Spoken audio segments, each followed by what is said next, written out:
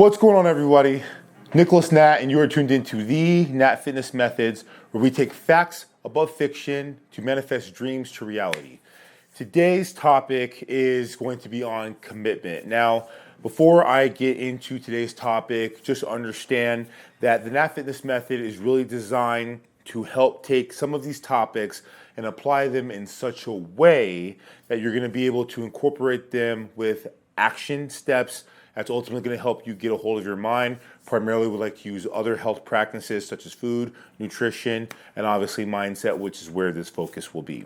So, I like to talk about commitment, and I'm going to start off with a definition here that I actually found pretty interesting. So, here's where it goes. An engagement or obligation that restricts freedom of action. I'm going to read that one more time. An engagement or obligation that restricts freedom of action.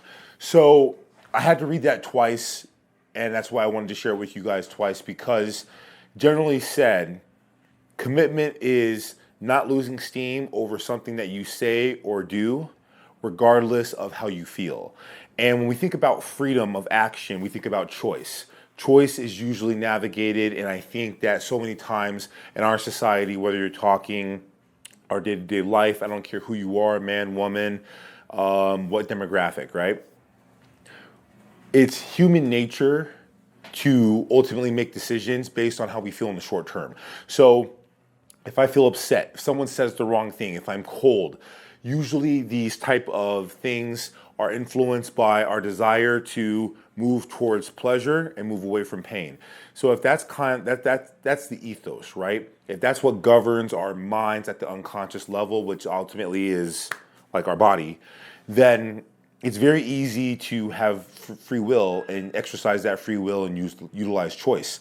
Well, here's where that becomes, I think, the issue, because we can make a commitment based on how we feel in the moment. And oftentimes that's what happens. It's no different than when someone might make a promise to you. Hey man, don't worry, I'm going to be at the birthday on Saturday. Or don't worry, I'll make sure I pick up the package. Or babe, don't worry, I'll get the groceries. And what ends up happening is that we either forget or we break that commitment. Well, likewise to ourselves, especially when we're not obligated to someone else, we break that commitment. And although that seems very insignificant, the reality is that actually comes at a cause. And that's where this becomes a problem, because if you are the kind of person over time who repeatedly breaks a commitment to yourself, regardless if you're breaking that commitment to other people, if you are the kind of person who says one thing, I'm going to start tomorrow, I'm going to get my fitness started, you know what? This is a bad habit. I'm going to make sure that I don't do that. Or you know what? I'm going to make some changes. And you don't have a rationale for changing that decision other than in the short term or in the moment, you decide, I know what I said, but I can start tomorrow. Or you know what, it's really cold, or it's okay because I'm going to flip that. You begin to break credibility with yourself, and if you break that commitment to other people, then you also begin to do the exact same thing, which is where people will ultimately judge your actions regardless of your intentions, regardless of the circumstances, or regardless of the things that you say or even what you mean to do. And so commitment, therefore, from this definition, obligation that restricts freedom of action. You are putting a stamp on an action that is independent completely and entirely of how you may feel in a given circumstance. It doesn't matter that it's 4 o'clock in the morning and there's snow on the ground. It doesn't matter that someone did not apologize first or that they did not uphold their commitment. It doesn't matter that your lifting partner is taking a big old you know what, and they're not holding you accountable in the way that you guys agreed for the new year. It doesn't matter that you have to travel in order to accomplish what it is you set out to. It doesn't matter that you have to pay an extra 30% on gas than what you were expecting. if you make a commitment to yourself based on some sort of outcome, and if that outcome has contingency, what I personally mean by contingency is you have a very definitive goal that you're trying to accomplish and you know the relevance. You have put value on top of that goal. There's this quote by Shakespeare that says, thinking is not good or bad. Nothing is good or bad, but thinking makes it so. So if we decide, this goal has relevance, it has something and it's going to mean something to me. Therefore, I'm going to put a value sticker and slap it on there. You're making an honor to what that is and you're giving it price. You're giving it value in your life. And if you're going to choose to walk this path, regardless of what you know might be in that path, then you're choosing to sign up for all of the good and all of the bad that might come of it. So, what does this really mean? It means that if we hope to cultivate the kind of lives that we feel we are capable of, which is why this show exists. It is designed to help people like myself and people like you who have the desire because not we think, but we know. We know that there's something different, there's something inspiring, there's something that evokes us to go out and achieve or to sign up for something that might be challenging or to take on something that we might not know we're capable of, but we're going to find out. That's called striving to attend to one's potential.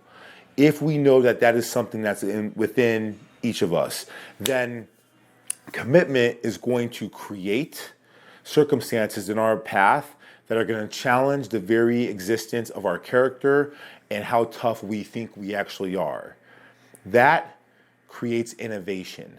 And that innovation allows us to have better skill, those skills to have better utility, and ultimately to help us cultivate resilience or perseverance or to problem solve so that way we can finally become the individuals who are living that life and therefore are experiencing validity in that real life based on the contingency that I talked about earlier. I want to tell you a quick story about someone who had every reason to break his commitment. And this is Sylvester Stallone, or for those of you who recognize him as Sly, if you're a Rocky fan like myself. And it's a pretty deep story, so we're definitely going to chunk this out. Here's what you guys need to know. Sylvester Stallone was married, and for those of you who know Sylvester Stallone, maybe on the earlier years, obviously Rocky, First Blood, we know as one of the first hero action stars in Hollywood other than Schwarzenegger, to kind of break down the paradigm of what a action star can potentially look like, because for a long time, if you weren't a mainstream actor or if you had the big muscles, you weren't allowed to act in Hollywood because it wasn't something that was relatable. For those of you who might know Sylvester Stallone later, Expendables, that's Sylvester Stallone. So a lot of people don't know that he was pulled out by the forceps, and until he's had multiple surgeries, he talked like this, which is why if you watch those movies, that's actually how he sounds. And you can imagine walking into a Hollywood office to get yourself on camera in a very superficial, no judgment industry, and you talk like this and your mouth is pulled to the side. So Sylvester Stallone, long story short, purpose is to inspire people like you and I by creating a motion picture. Now, he doesn't know that at the time, but he ends up watching this fight where he sees resilience in motion, this man who just keeps getting pummeled by Muhammad Ali and getting up. And yes, the guy didn't win the fight, but the important part is that he kept getting up. And so he decided that he's going to write a screenplay about a man who was a nobody that was destined for greatness. You all know this as Rocky. And what he had to endure to not only write, but to go to the rejection. And I mean rejection after rejection after rejection after rejection. Over 70 times in Hollywood where people said, hey, you can't do that. Finally, to get the opportunity where he could sell his script, and I think the initial script was $100K. The one contingency that he had was that he had to star in the film. And they said, no, you're a writer, not an actor. And he says, no, I'm Rocky, I'm an actor. I wrote this, but I'm an actor. And they said, look at you, look at the way you talk, look at the way you sound. And they projected the way that they felt ultimately about him and told him, here's why we can't make this picture with you in it. Now, just so you know, at the time, this is the level of conviction he had behind this. This man had sold his dog, which was the one thing he loved more than anything else, because he needed money, for $50 and stood outside of a liquor store. He had already pawned his wife's jewelry. He was on the verge of divorce. He couldn't make payments, and he was living very, very, very, very minimally. The man was desperate. And they got to a point back in the day where they offered him $250,000. $250,000. Not to star. So he said, nope, I'm not going to take it unless we make this. Finally, they accepted his offer and they said, listen, we're not going to be the only ones taking the hit. If you do this, we're only going to put $1 million for those of you who understand Hollywood motion pictures. Now I think you can make movies for like $200-300 million and a box office hit. $1 million was even a low for an indie. And they made Rocky. And that changed Hollywood, and it ended up changing the trajectory of his life. And I say that to you because Sylvester Stallone made a decision, and that decision was based on his commitment to honor the story for the reasons that he wanted to write and wanted to act in it, and he did not settle, regardless of his circumstances, from the outside world, that many people would be in a position where we say, hey, this is an exception. $250,000 sounds pretty good when you're hungry, when your wife is mad at you, and you got your dog. And here's the best part about that story. His commitment to himself at the lowest day of his life, when he finally got his first check, is he went back, not just 1, 2, 3, 4, 5, but 5 days in a row to that same liquor store, hoping he'd run into that man. And when he got his check, he offered the man money back for his dog. I'm not sure exactly what the price was, but he ended up paying an absurd price. I want to say it was over $1,000. Mind you, he sold his dog for $50, and the guy got a role in the movie. And that was because of his passion for his dog. And so next time when you think about commitment, the two things that I want to impart on you are, first, that the driving force behind the commitment you're making better be something that is definitely diligent and definitely something that is authentic to you, because if it is not something that is emotionally evoking, if it's not something that you're diehard passionate about or certain, don't make the commitment, because ultimately commitment is about enduring whatever it is you might have to endure in order to see that through. And that other side of what it is you're actually looking for is worth it, but it won't be paid to you in full if you're not willing to stake your claim and hold the value. The last thing that I want to say is just to reiterate what the definition is. It is an obligation that restricts freedom of action. You make the decision up front before you start the journey. There is no plan B, there is no alternative. This is called a one-way street. This is commitment. I want to thank you guys so much for joining me on this episode. All I ask is that if this episode has inspired, elevated, or made you think of someone or multiple persons that would benefit from this, and share it with them through a direct message, whether that's Instagram, whether it's TikTok, whether it's Facebook, or whether it's just through a text message.